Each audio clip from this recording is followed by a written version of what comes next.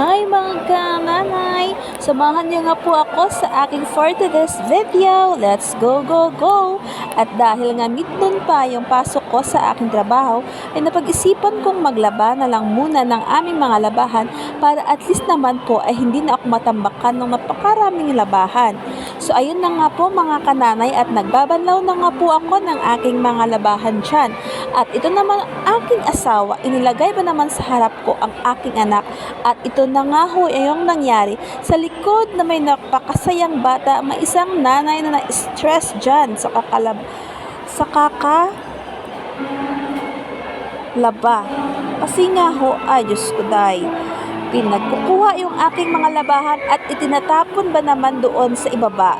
So ayun, tudubunlaw na naman ang nanay mo. Ayan, nga at tampisaw na yung tubig at nakaharang na nga dyan yung mga.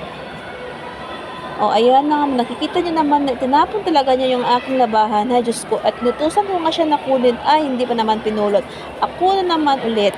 So, ayan na nga po for this video mga kananay. At sundan niyo nga po ako sa aking susunod na vlog. Please hit the bell icon and subscribe.